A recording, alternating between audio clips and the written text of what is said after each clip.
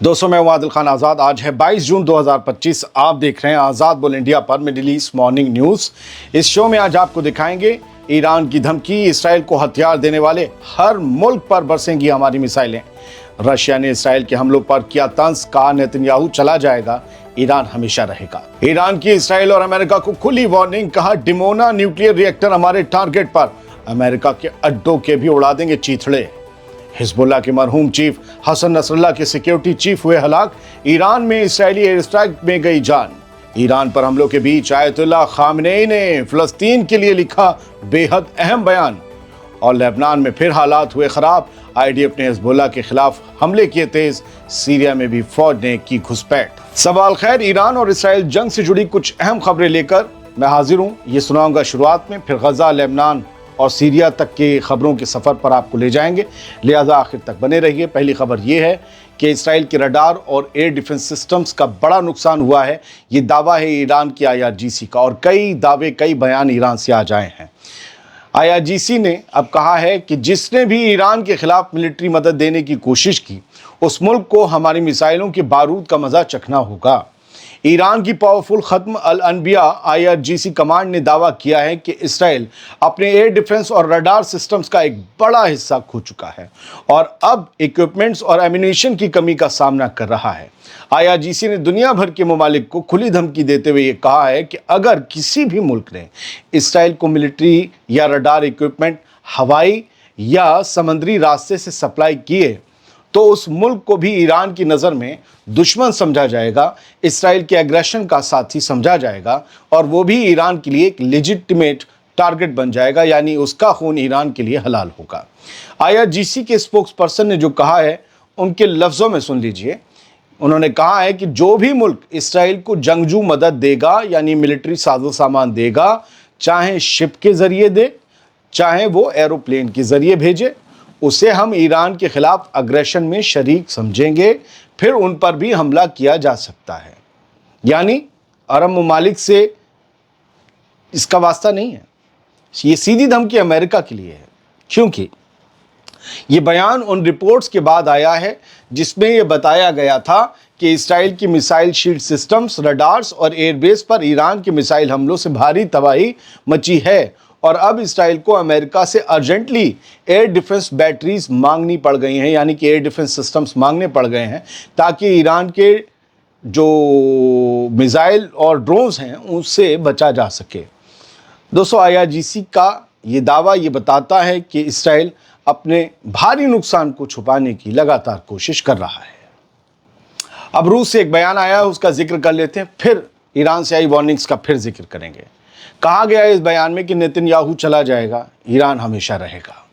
Russia के former president यानी साबिक सदर और मौजूदा वक्त में सिक्योरिटी काउंसिल के डिप्टी हेड दिमित्री मेदवेदेव ने एक ज़बरदस्त और तंज से भरा हुआ बयान दिया है, जिसमें उन्होंने इसराइल के न्यूक्लियर प्रोग्राम को सीक्रेट और ख़तरनाक करार देते हुए कहा है कि इसराइल को अपना nuclear program international atomic energy agency IAEA की सुपरविजन में ख़त्म कर देना चाहिए। मेदवेदेव ने अपने सोशल मीडिया अकाउंट पर अपनी पोस्ट में जो लिखा है उससे समझ लीजिए गौर से, और बहुत से लोगों को बड़ी संजीदा बात लगेगी, बहुत से लोगों को हंसी भी आ सकती है। उन्होंने कहा है कि इसराइल का न्यूक्लियर प्रोग्राम एक सीक्रेट है, ये IAEA की निगरानी में फ़ौरन बंद होना चाहिए। उन्होंने सवाल उठाया कि आखिर क्यों तेल अवीव का न्यूक्लियर प्रोग्राम जायज़ है लेकिन तेहरान का नहीं, ये नाजायज़ कैसे हो गया है? तेल अवीव करे तो जायज़, क्योंकि इसके पीछे अमेरिका खड़ा है, IAEA बस वहीं देख रही है और तेहरान के पीछे कोई नहीं है, ये सोच लिया गया है क्या? और अपने बयान को एक सियासी ताने के साथ ख़त्म करते हुए उन्होंने कहा कि नेतन्याहू तो आखिर एक दिन चला जाएगा लेकिन ईरान हमेशा रहेगा। ये बयान उस वक्त आया है दोस्तों जब इसराइल और ईरान के दरमियान न्यूक्लियर और मिसाइल कॉन्फ्लिक्ट अपने सबसे ख़तरनाक मोड़ पर आकर खड़ा हो गया है और दुनिया भर में दोनों तरफ के स्टैंडर्ड्स को लेकर, उनके हमलों को लेकर और उनकी न्यूक्लियर प्लांट्स में क्या चल रहा है इसको लेकर सवाल उठ रहे हैं। बढ़ते आगे, ईरान ने इसराइल के एयर डिफेंस की इंटरसेप्टर मिसाइल्स के ज़ख़ीरों को उड़ाने के साथ ही अमेरिका को भी एक बड़ी वार्निंग दी है। कहा है कि तुम जिससे हमारी मिसाइलें रोकते हो ना, हम उसी को उड़ा देंगे, फिर उड़ते फिरना। IRGC के एक सीनियर ऑफिशियल ने दावा किया है कि हमारे पास اسرائیل کے انٹرسیپٹر میزائل اسٹاک پائس یعنی کہ جہاں پر اس کی انٹرسیپٹر میزائلیں آرام فرما ہیں، جہاں ان کا ذخیرہ ہے، گودام ہے، اس کی ایکوریٹ لوکیشن ہے ہمارے پاس، IRGC نے کہا، اور ہر میزائل، ہر بنکر کا ہمیں پتہ معلوم ہے، ہم کبھی بھی حملہ کر سکتے ہیں۔ ساتھ ہی IRGC کے اس آفیشل نے امریکہ کو بھی کھلا پیغام دیا کہ اگر اس نے ایران کے خلاف کسی بھی ملٹری ایکشن کی ہمت کی تو اس کے نتیجے میں ہم امریکہ کے ملٹری ایسٹس کو بھی ٹارگٹ بنائیں گے، اور یہ جنگ ایک ملک تک محدود نہیں رہے گی، اس کا دائرہ پھیلے گا۔ بڑھتے آگے، ایران نے کھلا اعلان کیا ہے کہ اسرائیل کا ڈیمونا نیوکلیئر ری ایکٹر ہمارے نشانے پر ہے، ہمارے ٹارگٹ پر ہے، اور امریکہ کے بیسز کو اڑانا اور بھی آسان ہو گیا ہے، یہ ایران نے کہا ہے۔ ایک سینئر ایرانی آفیشل نے الجزیرہ کو ایک انٹرویو دیا اور وارننگ دی اس انٹرویو میں کہ اگر جنگ کا اگلا مورچہ کھلا تو اسرائیل کا ڈیمونا نیوکلیئر ری ایکٹر ہمارا ٹارگٹ بن سکتا ہے۔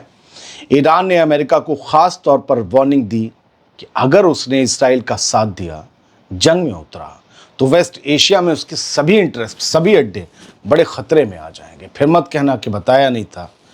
ایران کا یہ بھی کہنا ہے کہ ہمارے پاس اب تک جو بھی میزائلز استعمال ہوئیں، یعنی ہم نے اب تک جو بھی میزائلیں اسرائیل پر داغیں، وہ صرف ٹریلر تھی۔ یہ کہا ہے کہ وہ صرف ٹریلر تھیں، اصلی پکچر باقی ہے، اصلی آرسنل، اصلی ذخیرہ ابھی باقی ہے، اور اگر ضرورت پڑی تو ہم پورا استعمال کریں گے۔ یہ بیان میں ہے۔ انہوں نے یہ بھی دعویٰ کیا کہ اسرائیلی ملٹری اصل تباہی کو چھپا رہی ہے، گراؤنڈ پہ اثر کہیں زیادہ ہے جو دنیا تک نہیں دکھایا جا رہا ہے، جو دکھ رہا ہے وہ اصلی نقصان نہیں ہے۔ یہ نئی دھمکی ڈیمونا جیسے اسٹریٹجک نیوکلیئر فیسلٹی پر آ کے ٹک گئی ہے، جس کا مطلب ہے کہ ایران اب ایک آل لیول کے وارفیئر کے لیے کھلا سگنل دے رہا ہے۔ اب بات حزب اللہ کے لیڈر حسن نصر اللہ کی، جن کی آج چرچا ضرور ہوگی۔ حزب اللہ کے لیڈر حسن نصر اللہ کے سیکیورٹی چیف ابو علی ایران میں اسرائیلی ایئر اسٹرائک کا نشانہ بن گئے۔ اسرائیل نے ایک اور ہائی پروفائل حزب اللہ فگر کو نشانہ بنایا ہے، یہ خبر چھاپی گئی ہے ہر طرف، اور خاص طور سے اسرائیلی میڈیا میں، اور یہ کنفرم ہو گئی یہ خبر، دوسرے عرب میڈیا میں بھی آ گئی ہے۔ حسن نصر اللہ جو سابق چیف تھے، جو اب اس دنیا میں نہیں ہیں، ان کے سیکیورٹی چیف ابو علی جواد کو ایران میں اسرائیلی ایئر اسٹرائک میں ہلاک کر دیا گیا۔ حزب اللہ کے ایک آفیشل نے سنیچر کے روز، سیٹرڈے کے روز اس کی تصدیق کر دی۔ یہ ایئر اسٹرائک ہفتے کے دن ہی صبح میں ایران میں انجام دی گئی تھی، جس میں وہ نشانہ بن گئے۔ ابو علی، جن کا اصلی نام ابو علی خلیل تھا، ایران آنے سے پہلے عراق میں موجود تھے، اور اس سے پہلے لبنان میں۔ وہ حسن نصر اللہ کے سائے کی طرح ہر پبلک اپیئرنس میں ان کے ساتھ، ان کے پیچھے دکھتے تھے۔ یاد رہے کہ حزب اللہ چیف حسن نصر اللہ خود بھی پچھلے سال سپٹمبر میں بیروت کے ایک باہری علاقے میں ایک اسرائیلی ایئر اسٹرائک میں قتل کیے گئے تھے۔ اس کے بعد ابو علی کو ان کی قبر کی سیکیورٹی کی ذمہ داری دی گئی تھی۔ اسرائیل کا یہ اٹیک ایک اور ریجنل ایسکیلیشن کا سگنل ہے، جہاں اب حزب اللہ کے لوگ صرف لبنان یا سیریا میں نہیں، ایران کے اندر بھی اسرائیلی حملوں کا نشانہ بن رہے ہیں۔ اب کچھ جلد خبریں یہاں سے چند۔ یہ اسکرین شاٹ میں جو آپ کو غبار دکھ رہا ہے اور عمارتوں کے اوپر، آپ کو لگے گا یہ سینڈ سٹارم ہے جو عرب کنٹریز میں آتا، نہیں، یہ ایران ہے، اور ایران کی جگہ ہے اہواز۔ اہواز شہر میں یہ کہا جا رہا ہے کہ IRGC کی سائٹ کو بہت بری طریقے سے نشانہ بنایا گیا ہے کل شام تک، اور یہ چاروں طرف اتنا دھواں یا اتنا غبار یہ بتاتا ہے کہ کئی میزائلیں ماری گئی ہیں۔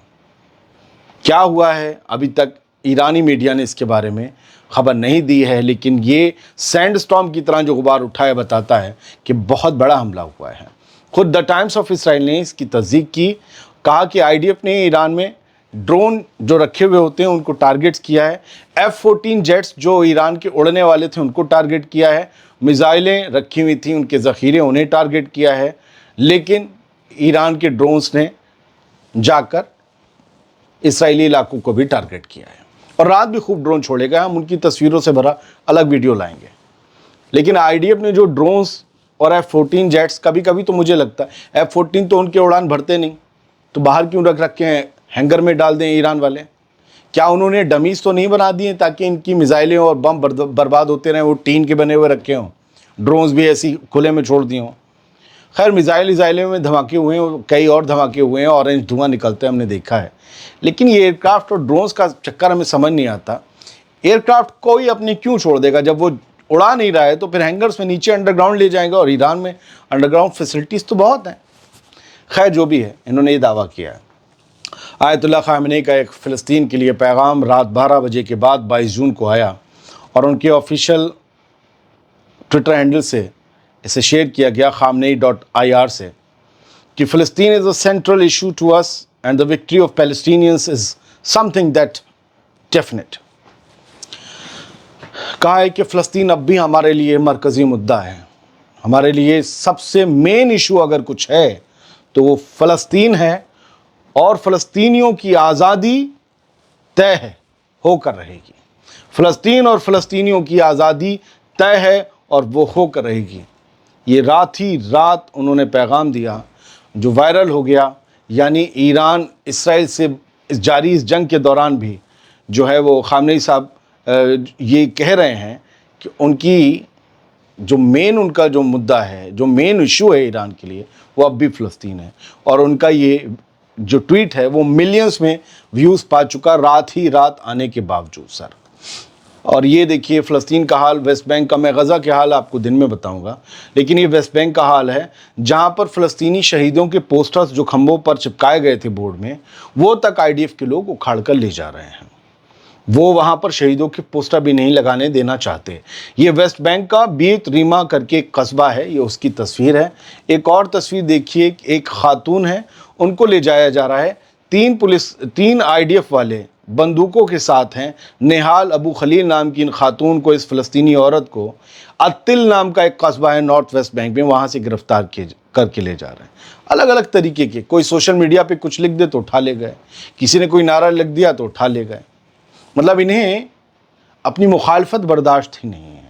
किसी को भी कुछ इल्ज़ाम लगा के ले गए और फिर महीनों बाद छोड़ दिया, कहा जाओ आज़ाद हो तुम। और ये शख्स जो हाथ उठाए हुए अपनी बीवी के साथ कंधे पे हाथ रखा हुआ है, एक वीडियो आया 30वें सेकंड, 29वें, 28वें देखेंगे आप, तो ये प्रो फ़लस्तीनी एक्टिविस्ट हैं महमूद खलील, जो 104 दिन से अमेरिका की जेल में बंद थे। अमेरिका में रहकर ही पढ़ाई करते थे। इन्होंने, इनका गुनाह बस इतना था कि उन्होंने जो यूनिवर्सिटीज़ में जो प्रोटेस्ट वगैरह हुए फ़लस्तीन के हक़ में, उसकी रहनुमाई की और फ़लस्तीन के लिए आवाज़ उठाई। डोनाल्ड ट्रंप आए तो बोले सबको वापस करेंगे, जो इनके यहूदियों के और इसराइलियों के ख़िलाफ़ हैं उन सबको उनके मुल्क भेजेंगे। उसमें इन्हें सरगना बनाकर जेल में डाल दिया गया। अदालतों की मुदाखलत के बाद 104 दिन बाद ये रिहा हुए, अपनी बीवी से मिले, न्यू जर्सी पहुँचे, बीवी और बच्चे से मिले। आप याद रखिएगा, महमूद खलील एक बड़ी फिगर है। इनको लेकर, इनकी क़ैद को लेकर भी बड़े प्रोटेस्ट हुए हैं। आज ये भी एक ख़बर है। लेबनान में हमले तेज़ कर दिए हैं इसराइली फ़ौज ने, उधर गज़ा में किए थे, हमने कल बताया।